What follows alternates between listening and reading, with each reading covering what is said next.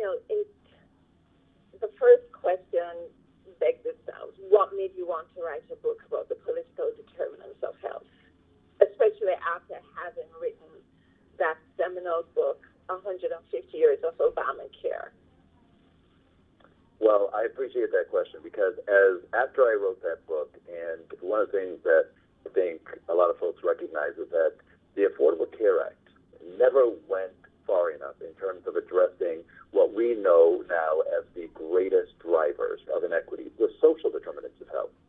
And so it dawned on me as I was traveling from city to city, talking about 150 years of Obamacare and making the parallels between what took place 150 years ago in terms of advancing a really comprehensive health reform law and what was going on with the Affordable Care Act. They were pretty striking. But as I got to these cities and as I was venturing out and learning the history of these cities, one thing that I noticed in many of these cities was, wait a second, I'm seeing a huge highway dividing communities. Why did that? How is it that this highway just came in and you have half of the community on this side of the highway, the other side of the community is on the other side? And I thought, that is really interesting. Then I would look and I see walls that were hiding communities now. And then you see parking lots next to communities, stadiums in these communities. And I thought, this is really interesting. So I went on tours, and tour after tour, you keep seeing similar conditions. And I thought, well, what in the world caused these things in the first place? And a lot of these community leaders would say, well, gosh, especially those who were older, who were there when the transformation took place. Many of them said, oh, well, I remember when I was a child and my family just had to move, and it just happened out of nowhere. And nobody was connecting the dots to what had happened in terms of policy that drove those changes in the community. And I thought it was really interesting, especially now that we have been talking about the social determinants of health. Well, it is true that housing and transportation and education and employment, et cetera, these all matter and they play a significant role in our health. Then we need to attach and understand the political connection to these social determinants. Because if we don't, we're going to be in a lot of trouble. Because how else can we change it? If law, if policy really was the instigator for many of these changes, then we need a remedy that is going to go beyond what we are trying to do right now in tackling the social determinants. We have really got to come together and figure out how we can get at the structure, the root causes of these inequities. So that's primarily why I decided to write it. It's really to open up the minds of folks who care deeply about advancing health equity.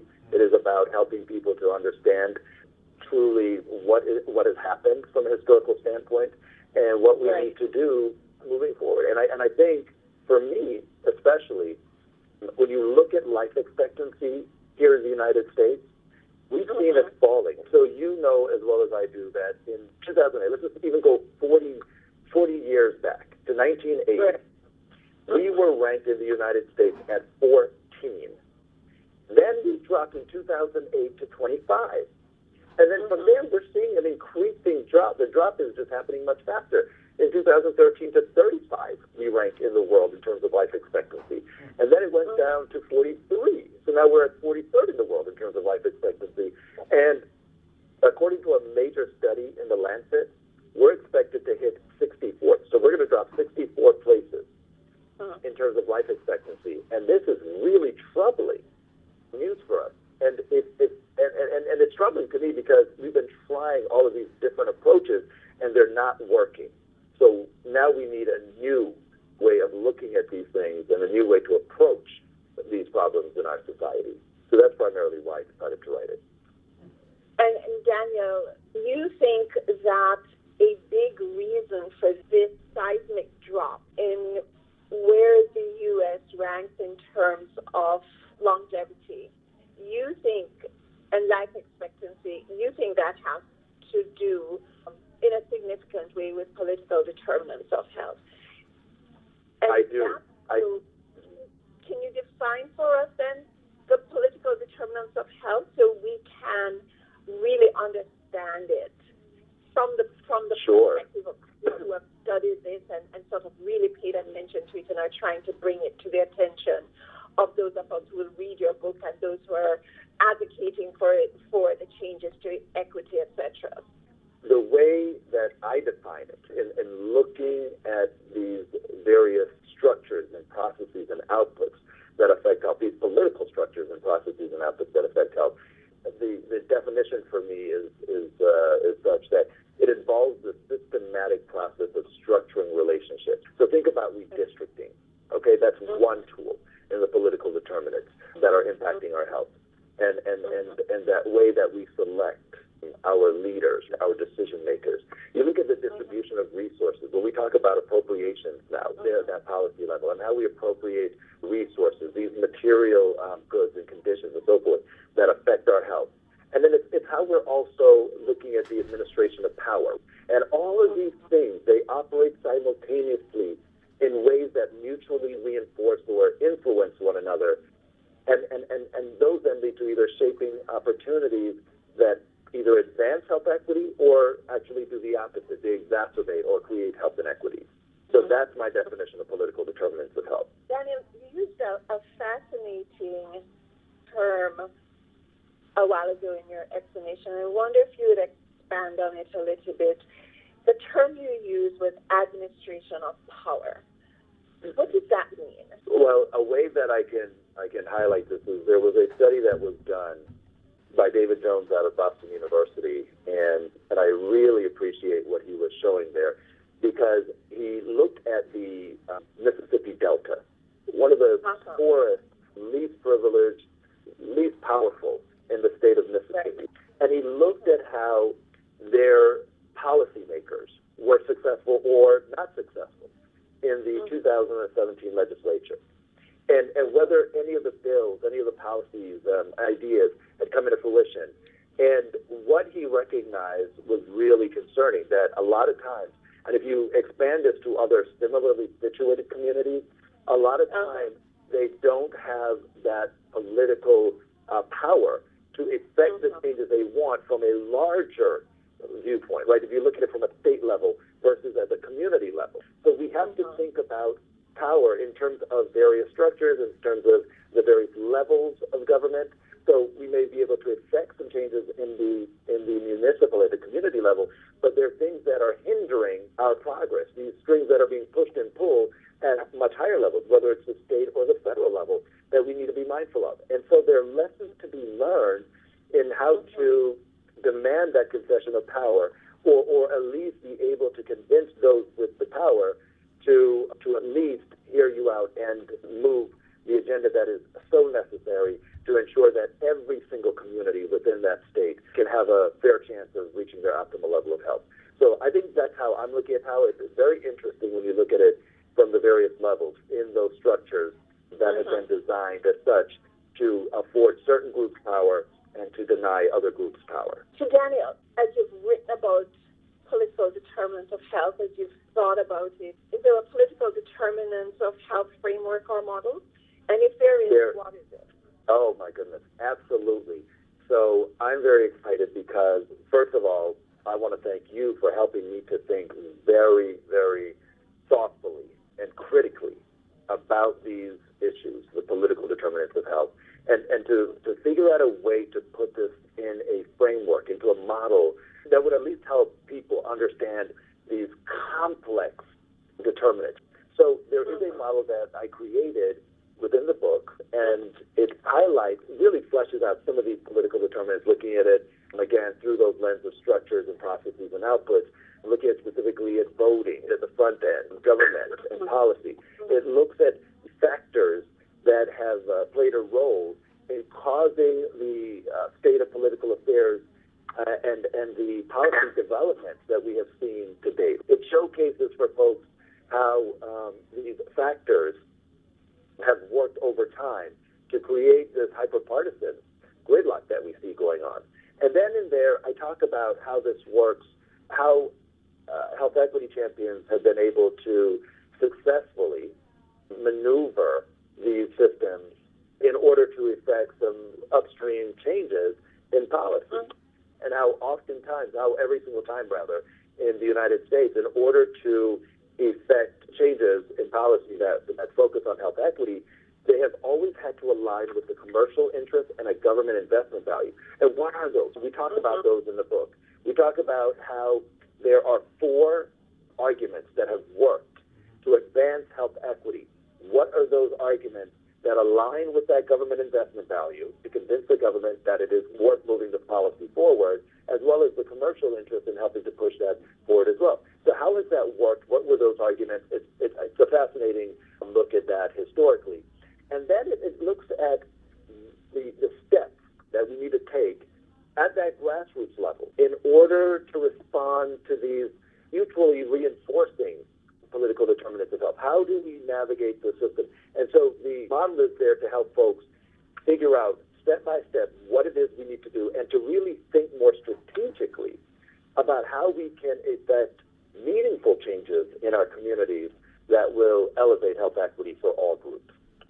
Your book coming out in 2020, in what by almost everybody's measure is going to be one of the most impactful years electorally.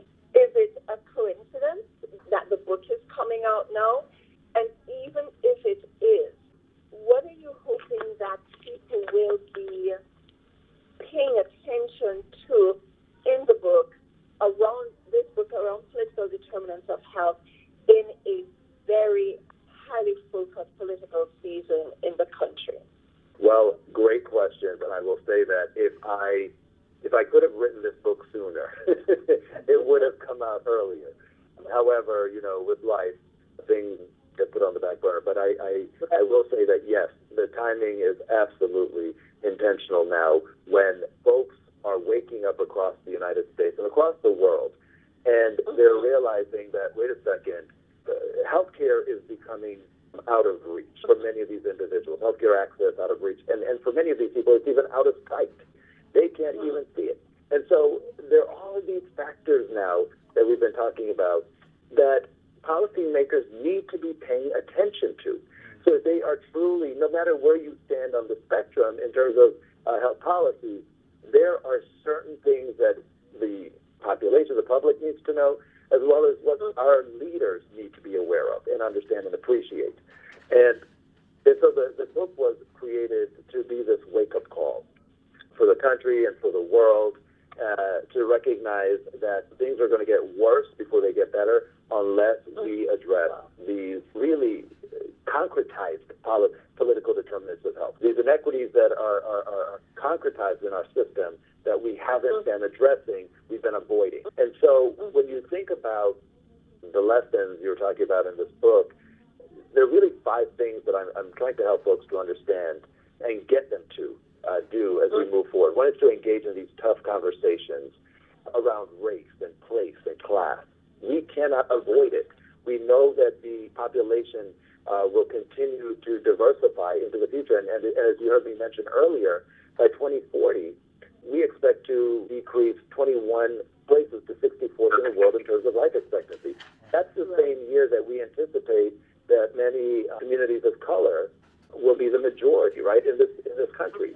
And if these population groups are sick and dying younger, how in the world can the United States continue to outcompete its global competitors? How can they continue to protect the country if folks are not able to participate in the military, in our commercial sector, and so forth? So these are things that our government and other governments need to be thinking about. And so that's one piece. And advocate, again, for the full commitment to tackling health inequities upstream in all areas. In the United States, in 1979, a little over 40 years ago, our U.S. Congress convened its first hearing on minority health and health disparities in America. And what was striking, they actually authorized the National Academy of Medicine, formerly the Institute of Medicine, to create a report. And in the report, looking at these deficiencies, these inequities, the authors of that report stated that, while we've never had a full commitment in the United States to health equality, even the partial commitments to equality that this country has had are in jeopardy. We're in jeopardy of losing those partial commitments. And I thought, oh my gosh, they thought so in 1979. And today, what do we see going on? We see, again, the rollback of many health equity programs. We know that many folks have lost sight of this issue, and we need to infuse new energy into this movement. The second piece that I wanted folks to realize from this or to learn is that we really have to work upstream to address the social and political determinants of health inequities, understanding when they are at play. So we've talked about the social determinants. We have a very good understanding of those issues. Why is it important that we understand the political determinants? Here's why. I want people to recognize that the U.S. Supreme Court, our courts have been moving away from finding or tying the inequities in our society to a political determinant. They say that now, well, these are more, they are created by social drivers, by social determinants. And if that is the truth in their minds, then there is no legal remedy. But if it is connected to a political determinant, then they have to find a legal remedy because there was a political factor that created or perpetuated this inequity to begin with. So there are these issues that we're dealing with, again, in all branches of government that our folks need to be aware of. And that was one of the reasons why I wanted folks to understand about the working upstream and understanding when political and social determinants are at play. The next lesson that I want people to learn is they have to research the history of our communities. In the United States, we move around a lot, and we may move from one community to the next. We may never appreciate what had taken place prior to us moving there. And then it's easy then to make assumptions when we look at subsets of that community to say, well, people need to work harder, need to pull themselves up by their bootstraps. And instead of understanding the past policies at all levels that created these inequities, and remembering that exclusion has always been easier to realize in policy than inclusion. So when you see all of these things happening, before you make judgments, really understand the history. And then, again, understand that there are political factors that created that situation that you are observing. And then a fourth lesson that I wanted people to learn from is that we really do need to strengthen our networks. We need to increase our engagement in this process. The Knight Foundation did a remarkable study recently that was unveiled, and it looked at why there's this voter apathy. What's going on? Why do people not vote in larger numbers? The findings were quite striking, but it really bolstered my argument that a lot of times people go out and vote because there is a social factor at play there, right? There are people within that community who are encouraging and driving them to go out and vote. And so, just like that, we know that, we have to do more than voting. We have to stay engaged. It's going to take folks who understand this phenomena, that understand that it's important that we continue to rebuild what has happened to our social networks in these communities to get them to effect the changes. Because the people who are closest to the pain, who are closest to the problems, should be the ones who are leading the solution and working in concert with our policymakers, with our business leaders, with our faith leaders, etc., to address these very complex issues. And then the last point that I wanted to really echo from the book is understanding that health equity begins and ends with the political determinants of health. We are never going to achieve health equity in this generation and for ensuing generations unless we are tackling these political determinants of health. Danny, it made me, as you were talking about the networks and the people who go out and vote and who engage people in going out to vote, it made me think about the history of voting in the South with the Black communities, who sort of regular folks sacrificed so much, but they must have had a very clear understanding of the political determinants that shaped their lives, either for the better or for the worse, which is why they were willing to sacrifice everything, many of them their lives. to get that right to vote. Mm-hmm. So that's a fascinating point that you made.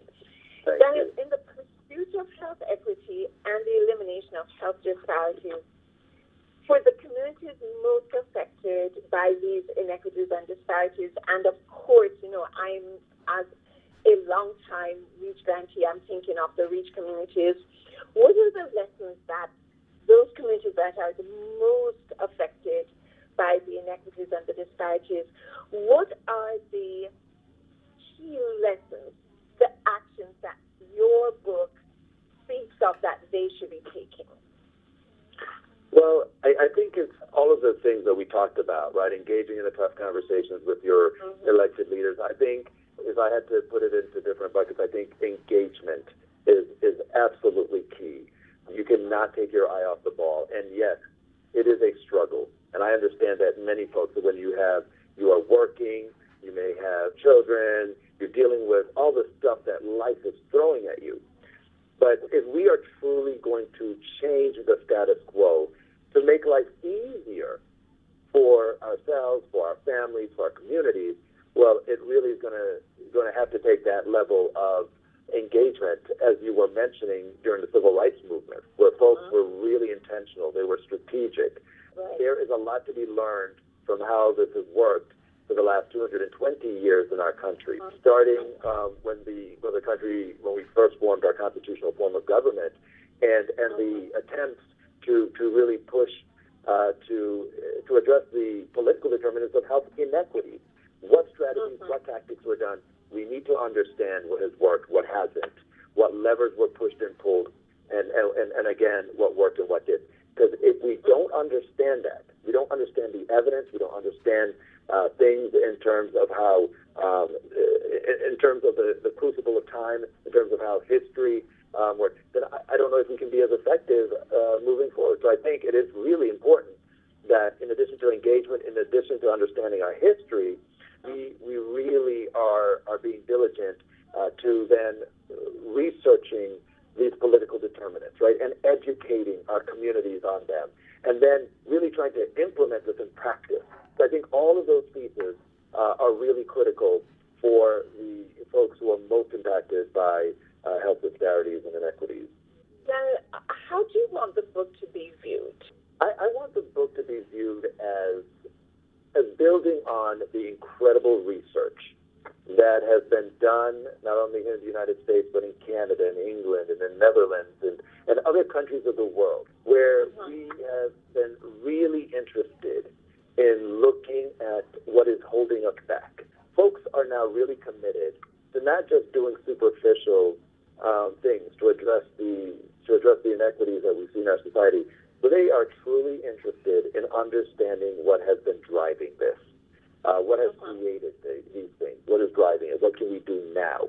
And I think this book, the way I'd like folks to view it, is as a resource that is starting this new conversation, to start this new movement, to get people to understand, how they can be empowered. Because there's a lot of hopelessness in this country, in this world, when it comes to health policy. And I want people to understand that there doesn't have to be. And hopefully through this book, people are inspired to take their health more seriously and to really move those changes, working in concert with a diverse group of stakeholders to make this happen.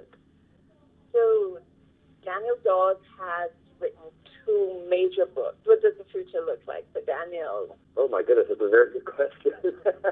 I can't even think about tomorrow, much less into the future, how many months or years from now. But I'll tell you, for me, I am hoping that we see the type of impact that we need to see if we are truly going to move the needle towards health equity in America and beyond. I am hoping that this book will be a game changer, that it will then create opportunities for folks to learn about the political determinants of health, to then develop the solutions, really innovative solutions to tackle these issues. And I hope then that when we talk about impact, not only will it lead to these actions, but we will then truly see that life expectancy climbing up and creeping back up for all of us, I hope when we think about it, we're going to then, when we disaggregate by race and ethnicity, that every single racial group in America, every group, whether every marginalized group or vulnerable group in America, will see their health status and life expectancy creeping up, and that they'll be able to live more fruitful lives. That's my hope. So that's what I'm hoping to see in the future. You have introduced into the body of knowledge that is looking at how to promote equity and eliminate disparities through these two books, 150 years of Obamacare and now the political determinants of health. And I know you've just finished political determinants of health, just started the whole round of promoting it. But have you started thinking about what else you want to be adding to the conversation? What else needs to be adding to the conversation that's not happening? Because you really through these two books provided sort of a look back, a history, that Obamacare didn't just come about in 2010, but there's been a whole history behind it, and with the political determinants of health, bringing forth a relatively new area where heretofore the focus had been on social determinants of health. Mm-hmm. So do you foresee that there are other places that you want to explore as you push for the goal of health equity and the elimination of disparities? Absolutely. So this is really a new area. We're talking about there's the dearth of research governing this area, and I'm all about the evidence. And so I would love to see, one of the things that we will be pushing in research is I want the legal scholars, the political scientists, biomedical scientists, the public health researchers, economists, you name it. I want this multidisciplinary group of individuals to come in and really help us build this research, because you just never know what information, what knowledge we're going to glean from these efforts that we don't even know about today. You think about, when Michael Marmot started in London as a physician, and he was serving those who were most marginalized in London. And think about how he was really troubled when many of his patients, he'd given them the best treatment plan, created the best treatment plan he could for these folks, told them what they needed. But then when they came back, they weren't showing any real improvements in their health. What was going on? And because of his curiosity, he then went into their homes, went into their places of employment, and where they were being educated and where they worshipped and whatnot. And it really, the light came on for him. I would love to see what is going to come out of this that we say, aha, who knows what those are until we actually get into this work. So that's really what I'm excited to see from a research perspective moving forward. Any final thoughts, Daniel, as you look to getting on the road to promoting the book? Well, I want to thank you, Charmaine and Michael, for this opportunity. And I'm looking forward to continuing to collaborate with you and everyone who cares deeply about advancing health equity. So thanks again. And do you have a website or something if people want to find out more about Daniel Dawes or contact you? It is www.danieledaws.com. And they can get more information about both books that Charmaine mentioned, from 150 years of Obamacare to now the political determinants of health. And there's some great information about how to get involved in the advocacy to move health equity forward.